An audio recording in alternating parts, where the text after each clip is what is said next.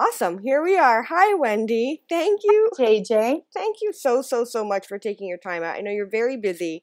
And at ABLG, it's really important to us to get this safety message. So we proclaim this, it's the summer of safety for people with autism. And we're really trying to feature people who are doing that same work. So I'm really grateful that you're here and that you're taking the time to help get this message across to parents. I love that you're focusing on safety for this summer. I think that's fantastic.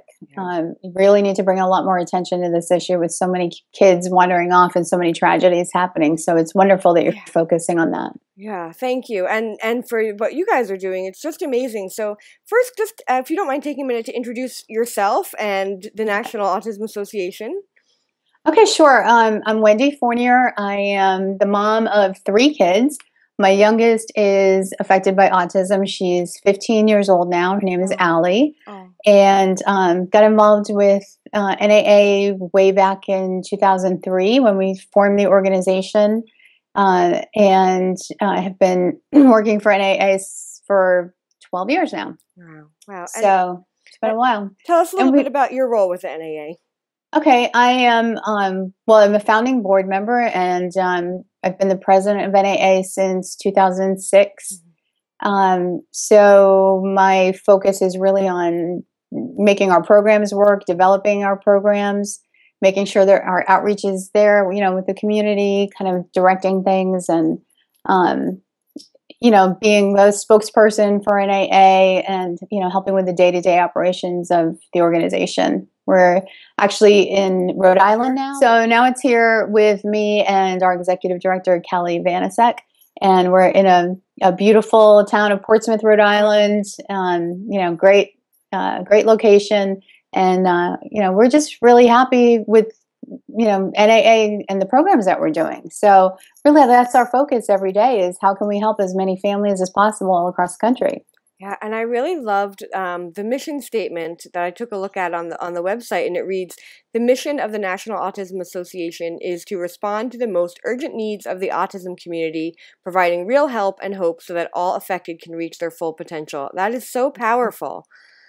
Thank you. Yeah, how is it determined? I love that simplicity and just straight to the point. And so how is it determined, like, what the most urgent needs are of the autism community?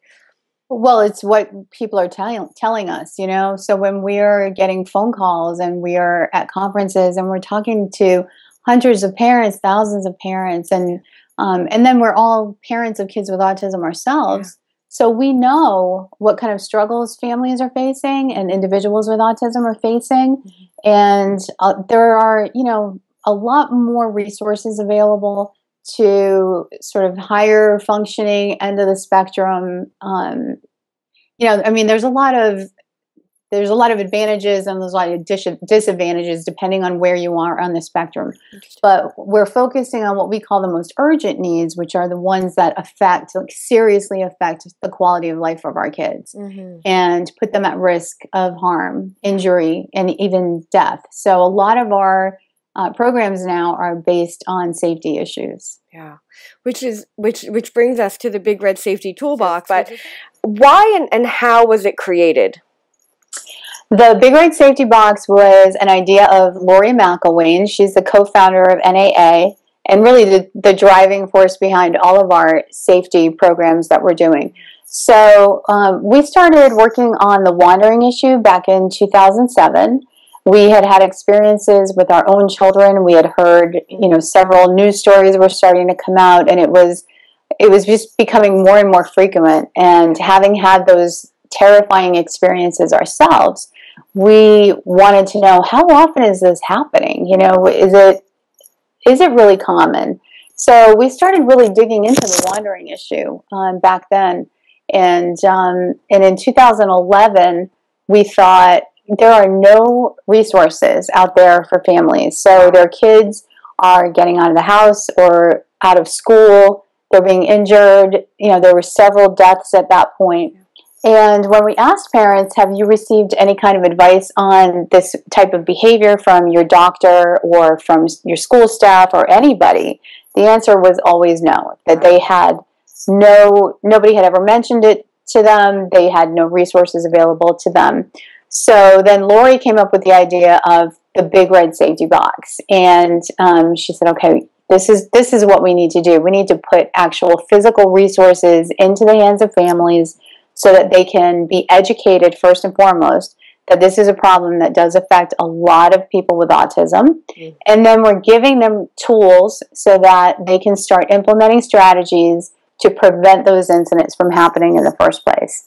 So that was in 2011. We were trying to figure out how are we going to pay for this because it's really expensive. The program itself is really expensive, the boxes and all the contents in the boxes, and even shipping them. Mm-hmm. And we didn't want people to pay for this stuff. We wanted everybody to have access to it. So we were blessed to receive a grant from the American Legion Child Welfare Foundation. And with that money, we started this program in 2011. And I think at that time we did 1,000 boxes. Wow. And we put them online, had an application process online, and they were gone in less than 6 hours. Wow, that says 1,000 boxes. So there's a huge need. Huge. Absolutely huge need. And since then, we're now up to 18,000 boxes. 18,000 families have received a Big Red Safety Box. Wow, in just 4 years. Yeah. That's amazing. And I know you just closed the grant application enrollment period. So how do people access, just for the people who are going to listen for about 10 minutes and then run, how do people access the Big Red Safety Toolbox? Well, right now we have finished our grant round, so we now need to, get funding and inventory and start putting them together for our next grant round. So if people are interested in applying for one during our next round, they just need to join our mailing list at National Autism Association.org. And then every time we start a grant round, whether it's Big Red Safety Box or any of our other grant programs, we send out an email notification to let everybody know that they can go online and apply. But in the meantime, people can go to our website and download our Be Ready booklet. And this is something that's included in the Big Red Safety Box. So actually all of the printed information that we include in the Big Red Safety Box that has, strategies to prevent wandering, and sample IEP letters to give to school, and a first responder kit, and family wandering emergency plan. Like all of the really important printed things that are in there can be downloaded right now from our website for free. So they can just go online and grab that. Awesome. Can you give that address one more time? NationalAutismAssociation.org. Perfect. That's perfect. And so when it comes to the Big Red Safety Toolbox, what exactly is in it? What is it for the people who aren't familiar with it? The box consists of the Be Ready booklet, which is a pretty significant booklet with information on, first of all, wandering behaviors, what we know about wandering behaviors, and how to prevent, how to implement strategies in your home to prevent wandering from happening, right? And then on safeguarding your home. So we give suggestions on, what should you do as far as locks on the doors, alarms on the doors, and those are included in the box. So the IEP letter is really important because if you have a child who's at risk of wandering, we've had so many cases that are, stemming from a school environment. So it's really important that the school staff be aware that your child has this tendency to wander or bolt. And so what we suggest is discussing that during an IEP meeting and providing a letter that can be attached to the IEP with, instructions and sort of safety protocols that should be followed when it comes to your child if they are a runner. So that's a really important aspect. Just to interrupt for a second, that's shocking. That's something I didn't realize because you think of school as a safe place. Oh, no, a lot of these cases are, originating from a school environment. Like Avante Okendo was a very high-profile case, a very tragic and sad case. But, he left school. So it's really important for parents not only to have a discussion with school staff, but to also go to the school, physically go to the school and look at the child's environment in school from a safety point of view. So I did that, at my daughter's school. When I went in, I saw certain doors that were, outer doors that she should never have access to. So we discussed, I discussed it with the staff at the school, the administrators at the school, about putting gates up, about putting alarms up, about using stop signs or visual aids, that kind of thing, so that the kids, would not have access to those outer doors, right? Yeah. And then, of course, my daughter was very high risk for wandering and bolting, so that was, just one other reason why she really needed a one-to-one aid and adult supervision every minute of the day. Yeah. Absolutely. That is a really enlightening fact that so many of these incidences of wandering are happening from school. It's really shocking. So I hope that brings some awareness to the people watching this interview that it's not just the home environment that you have control over, but also keeping your eye across the community and other environments that you don't have as much control over.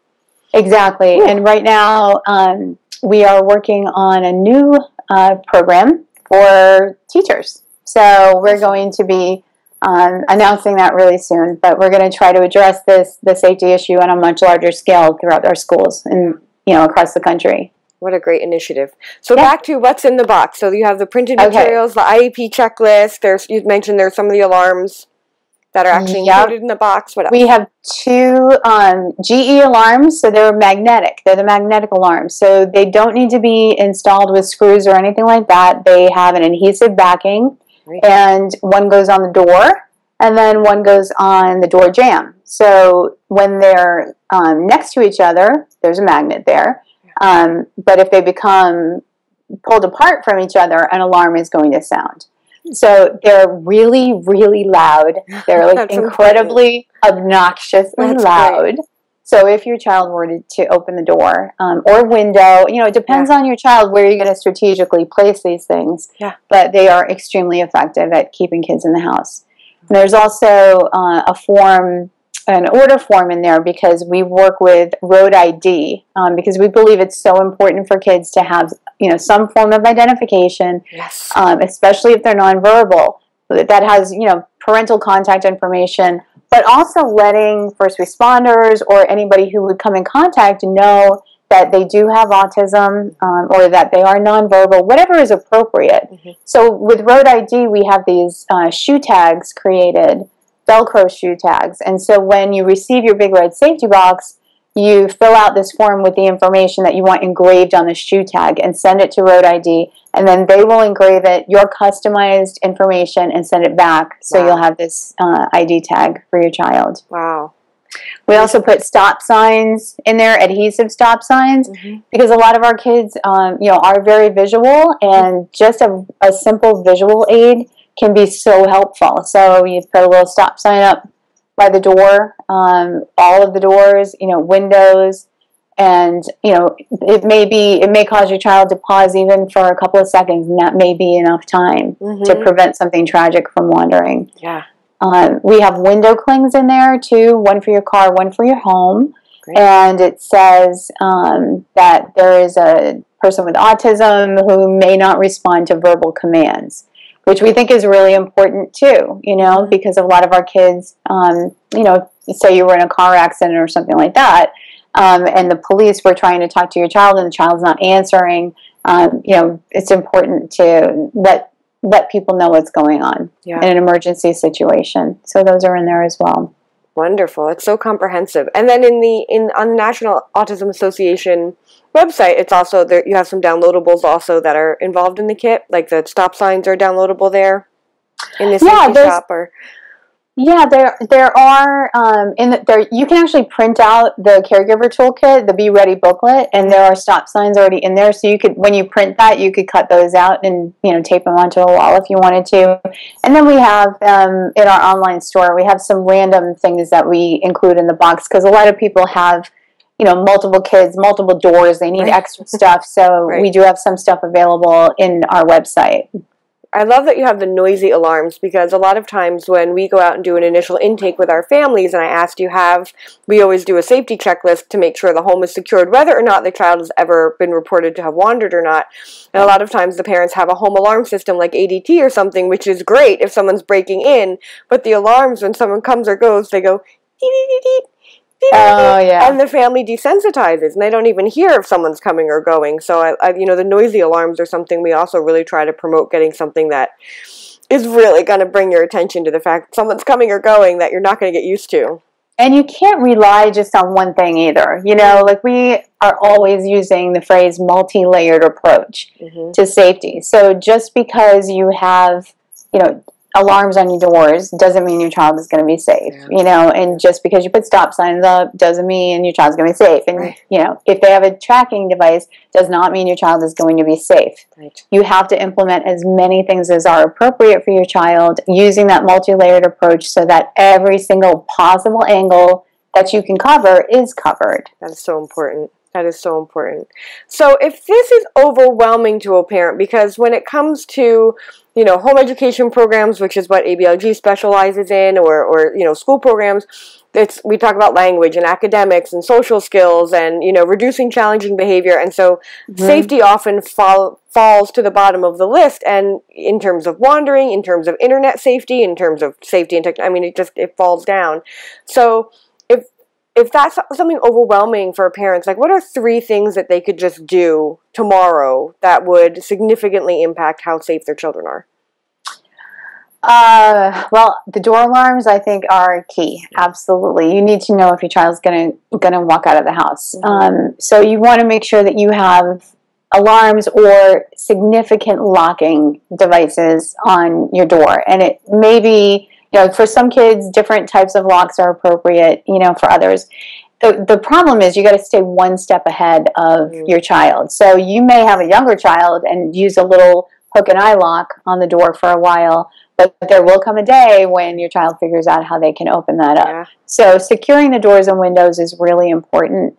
Making sure that, you know, that you have supervision over your child at all times as much as possible.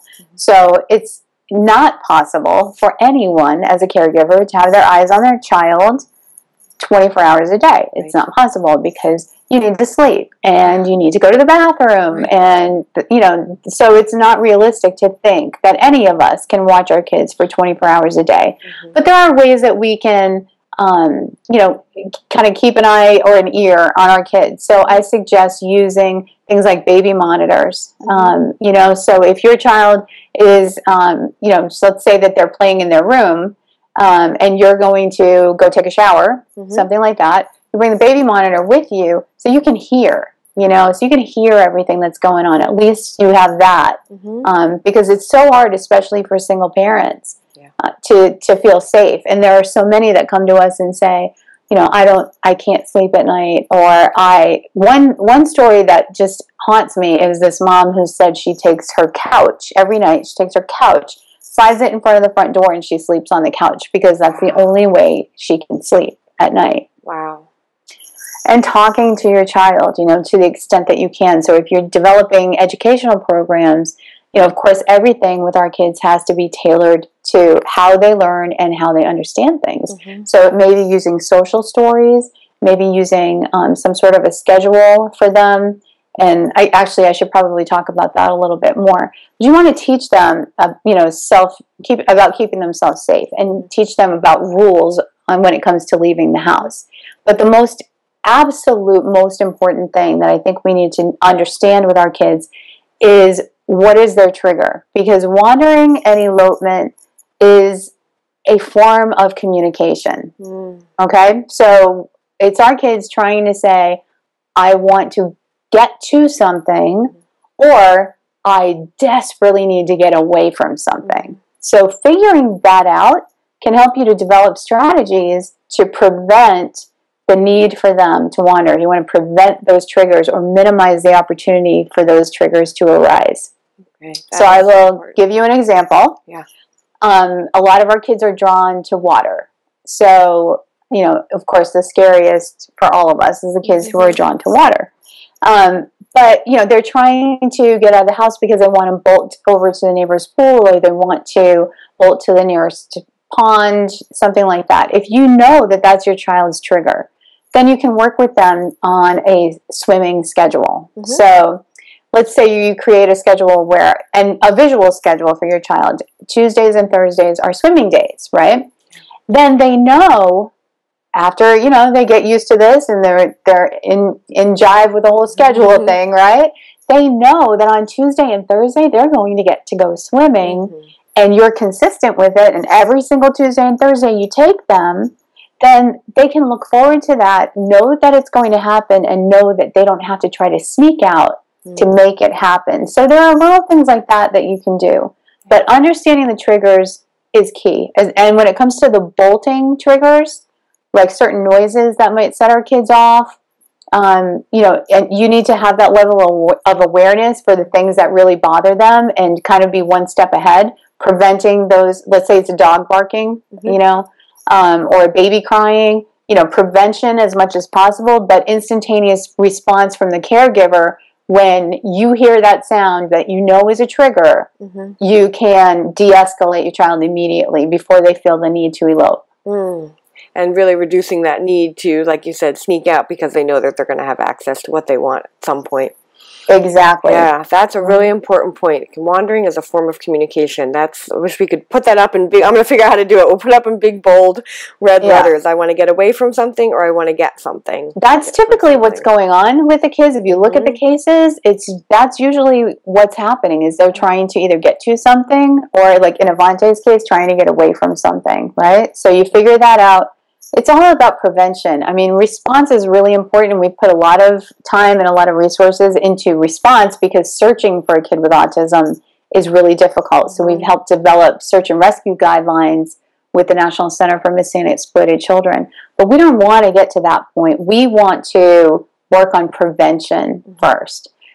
So if a child does not have an effective form of communication, whether it's picture exchange, or sign language, or an iPad with, you know, a communication app, they need to get one. You know, it's really important that we give our kids an effective means of communication. Yeah. That's the only way they can tell us they want to go out. If they go, you know, they go, right? Right. Absolutely. So when it comes to families, you know, kind of trying to implement all this on their own, so for our professionals who are watching, how can they support the families that they work with in getting some of these safety things in place, some of the prevention strategies in place? Like, what kind of support can professionals offer?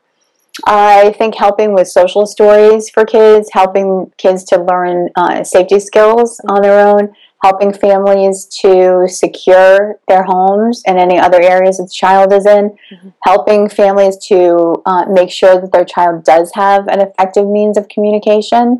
You know, speech therapists can be really helpful with that kind of thing.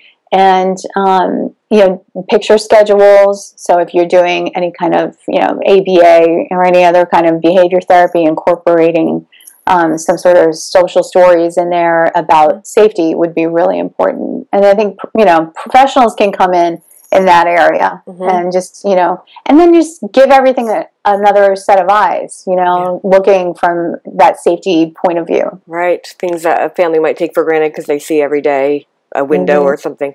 And we also, we try to prioritize if children, even our children who don't have a lot of language abilities, we have a stop program. So we hang the stop signs or a picture of a caregiver, and we just teach the kids when you see it to go to a caregiver and whatever form of, so even at any level of functioning, we can really teach the kids to stop at the door, stop at the window, and go get an adult before they leave the house. You know what? That was actually a goal in my daughter's IEP for about 3 years, getting her to respond to the word stop. Because she would just bolt down the hallway at school, and it took a really long time for her to learn, you know, to actually respond to that. And now she does, and it's like, it's just a huge gift. And when I tell her to stop and she stops, and it still makes me go, oh, she stopped. Yay. It's a big success, though. And I think that's a really important point. It took 3 years to teach, but even if it takes 3 years to teach, it needs to be taught. Absolutely. If there was a big, like one big takeaway that everyone watching this video would, you know, go back to their home or go back to the families they work with and do this thing or take away this message, what would it be? Figure out the trigger. I should make that into some kind of rhyme. I think we need to go figure the trigger. I mean, that is absolutely the number one message that I have for caregivers, parents, you know, even professionals. Because if you want to prevent wandering, you need to know what's causing it. That is so important. Figure out the trigger. We'll come up and then we could have titles. We could be trigger figure outers, right? That would be amazing. Great. Yeah. There could be specialists who just do that. Yes. Yes. I'm a professional trigger figure outer. How can I help you? Yes. It sounds like Bounty, the quicker picker upper. So we like to kind of, we're all professionals, and we're really, in the business of really, identifying urgent things for people with autism. But just on a human note, we love to ask everybody the same couple of questions that are not related to autism, just so that, because we're all human and we're all connecting on, whatever level, parents to professionals. Yep. So, Wendy, if you were on a desert island and you could only take 3 albums with you, what would they be? Oh, well, first of all, is there a tiki bar on this island? Yes. Okay. You get a tiki bar for all the hard work you've been doing. Okay. Number 1 is Boston, their first album, my absolute favorite album of all time. Nice. Number 2 would be Wicked on Broadway, the Broadway show, with Idina Menzel and Kristen Chenoweth. I bet sometimes you feel like you're defying gravity in the work that you're doing. So I It is very meaningful to me in so many ways. So that's one of my favorite albums. Number 3, this is obscure, but I listen to it a lot. Nobody will know what I'm talking about, but it's by Danny Wright, and it's called Fantasies with a PH, Fantasies, and it's beautiful piano music. It's very soothing. And the first time I heard it, I was actually in a spa. So I said, "What is that?" Because it just completely it relaxes me and it de-stresses me. So that's one of my favorite albums, believe it or not. Brings you back to that place of relaxation and to have some time for you. And nice. So we blessed Boston. We blessed in the car. But definitely not the Danny Wright music. That's not car music. Down, right? Can't sing along? No. Nice. If there's a resource, so actually one of the reasons that I contacted you, because our last interview, who was Eric Chesson from autismfitness.com, I asked him this question and he said National Autism Association. So I thought, let me get the National Autism Association next. If there was a resource for people with developmental disabilities that you recommend, like, to everyone, what resource is that? To everyone? One resource? People. Yeah, like what's something you find yourself saying a lot? Like I find myself saying a lot, you need to go get the Big Red Safety Toolbox, you need to get the caregiver checklist. It's just something we recommend a lot, because why reinvent the wheel? So what's something that you recommend a lot? I find myself talking a lot about the state councils for developmental disabilities, because I'm finding that so many parents and caregivers don't know that they exist. Wow. And it would give them access to resources in their own state that they don't even know about. So I find myself talking about that a lot. So for people who don't know, the Department of Health and Human Services has federal funding available, and every single state in the country has a council for developmental disabilities under their Department of Health. Wow. And this is a resource that we should all be taking advantage of, even if it's just to get a list of different service providers that are available, or, get some help in obtaining a Medicaid waiver, that kind of stuff. So believe it or not, something really that simple needs to get out there, because a lot of us, I didn't know what it was until several years ago. I was talking to somebody in DC, and they said, well, they should just go to the Council for Developmental Disabilities. And I said, what is that? Didn't even know about it. Yeah. So that's Didn't even know about it either. That's wonderful. So definitely would pass those are federally funded money that comes from our government into our state governments that do, like, what do those councils do? What do they have? It's their job basically to help coordinate services and to make sure that they have a list of resources available, so they can kind of point you in the right direction when you have a child with a developmental disability. Awesome. That's what they do. Wonderful resource to know. And then another another really great resource that I recommend is from TACA, TACA, and their website is tacanow.org. And for families who have a newly diagnosed child, I strongly recommend their Journey Guide. It's a wonderful book that kind of takes you step by step with all the things you should be looking at with your child, from dealing with agencies and therapies to diet and nutrition. It's a really great resource. TACA.org, TACA.org. It's actually TACAnow.org is their website. Yep. Wonderful. Okay, great. We'll put that one up too. That's great. So, Wendy, what is your favorite thing about what you do? I think Kelly and I, she's our executive director, we love Oprah Day. So our Oprah Day is when we're giving away things, like Big Red Safety Boxes, or most recently our Give a Voice program. So that is iPads for kids who are nonverbal or minimally verbal, and adults. Our oldest was in their 20s this past round that we just did. So our favorite thing is getting to call families and say, hey, your application was approved and we're sending you an iPad. So it's like, your child we're giving your child a voice. And there's so many times when we make these phone calls and the parents will just break down. They're just, so happy and so relieved that they're getting this help for their child. And that is the best. I mean, that just fills your soul, So that's Oprah Day. And we laugh like, because we go, you get an iPad and you get an iPad. And it's just, it just is amazing. Oh, really. That's fun. And watching so many of our families have to fight so hard for the things that they need, from adaptive devices to support in schools to their ABA home therapy programs and fighting their insurance. It must just be such a great thing to just get a gift, get something easily. Like, what a nice thing. To get help. I know. It's so unusual that somebody actually gives you help. Yeah. It really is. That's why we started NAA. That's why we created this organization, because there were so many, a group of parents, and we felt like we had nobody to reach out to for help for our kids. And we were all struggling, and we still are. Everybody's still struggling, but we're doing the best we can. NAA is focused really on that niche of helping to address the most urgent needs. That's what we're doing. So important. And I think it's important to really try and stay focused, because you can't do everything for everybody. There aren't enough resources, so everybody really needs to focus on their strengths and where they can really provide meaningful assistance to families and make a difference in their lives. Yeah.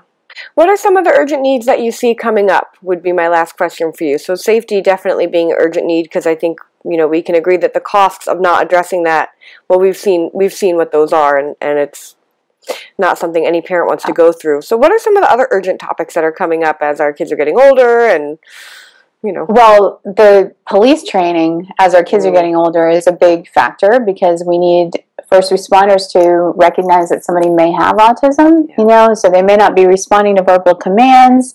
We see a lot of dangerous situations happening out there. So, training for first responders, I think, is really important when it comes to safety. Restraint and seclusion in schools has got to be addressed. And there has been legislation pending on restraint and seclusion for years in Congress, and it's still not going anywhere. But our kids are being thrown into closets. They're being beaten in school. They're being abused in school. They're being put in really dangerous restraints. And, so from a safety standpoint, that has to stop. Our kids have to stop being abused by, people who should be, caretakers and people that they should feel safe with and trust. Absolutely. So those are some of the upcoming frontiers, the police training and really working towards that legislation on restraint and seclusion. Right. Absolutely. So Avante's law is in the works, and that will help a lot with the police training if we can get that legislation to pass. So just encourage everybody to make sure you're contacting your senators at this point, and asking them to co-sponsor Avante's law, because that will help a lot. That will give us some significant funding for law enforcement agencies. Yeah. And can people find information about how to contact their senators on your website, or can they find it somewhere else, Well, what we did is we actually formed a coalition of several different organizations that wanted to work on this issue. So they can go to autismsafetycoalition.org. Okay. And it's all information about Avante's law and how to get in touch with your senator to ask them to co-sponsor the bill. Awesome. That's great, because that is something that could be so effective, especially coming from parents and professionals. But by the time you do the Google search, you're like, oh, I can't figure out how to do it. So that's great. So we'll post up that website so that people can find that information easily. Okay, that sounds great. Thank you, JJ. Oh, thank you. Wendy, is there anything we didn't cover that you would love parents to know? I mean, there's so much to cover under the topic of safety. We could just talk about the bodies of water issue. And one thing that I loved, and I'm not sure, when I heard an interview about the Big Red Safety Toolbox, one of the things that I loved was using Google Earth to locate the bodies of water that are around. I don't know, I think that's included in the Big Red Safety Box. That's one of those tips, or to have that mapped out? You want to have a... what we do is we have a first responder form that's in there that you can fill out a lot of information about your child and then provide it to your local police department so that if your child ever does go missing, they'll be able to pull that information up very quickly. But one of the things that we do recommend is identifying any bodies of water that are nearby, because we always say search water first, because even kids who, they don't like water, they, for some reason, could end up in the water, and you want to at least rule out the most dangerous places first. So if you're anywhere near any kind of body of water or pool or a busy street, those are the places you want to absolutely search first, because our kids die very, very quickly. So identifying any bodies of water is very important. So, things like that. Is there anything else that you would just love people to know before we wrap up that we maybe didn't cover today? Yeah, just make sure that your child has an effective means of communication and really work hard on that, because it's so difficult to teach safety skills to those kids, and they seem to be at a higher risk when it comes to injury and death from watering incidents. The nonverbal kids seem to be at a much higher risk of death. So I would definitely want to suggest, if your child does not currently have an effective means of communication, that should be your number one priority, is working on that. Even if it's just, using PECs for basic requests, start there and move up. But our kids need a way to tell us what they want and what they need. That is so important, especially tying back to what you said, which is that wandering is a means of communication. Exactly. Yeah. That's important. And if you have professionals in your home or in your school who can really help with that, to really be advocating for that being the number one thing that they're addressing. Yes. Yeah. That's awesome. Wendy, thank you so much for your time. I know you're very busy. You're doing all of these great initiatives, and the work that the National Autism Association has been doing is incredible, and especially in such a short time. So just want to say thank you for everything that the whole organization is doing, and thank you for your time this morning, and hopefully this message really, gets across to our viewers, and they really start to prioritize, safety and communication, so that, and finding the triggers for whatever it is that is causing a child to want to leave the situation or get access to something else. It's a really important point. Those are great takeaways. Thank you for having me, and thanks for focusing on safety this summer. I think it's great that you guys are doing that. Yeah, there are so many issues of safety around as our kids are getting older. Safety and sexuality, identifying when someone's being inappropriate with you or when you're being inappropriate with someone else. And, avoiding being a perpetrator by accident, and the internet and texting. And, just as a parent of a little girl myself, it's mind-blowing. So yes, it is. We've been really trying to at least bring awareness to how important it is in the mire of all of the things that we have to program for. It's really important that safety is up there, in the top 3 things that we're addressing. Yeah, I agree. Yeah. Good job, JJ. Good job. We're trying. We're trying. Well, thank you so much, Wendy. It's been a joy. My pleasure. Thank you. Talk with you soon. Okay. Bye. Bye.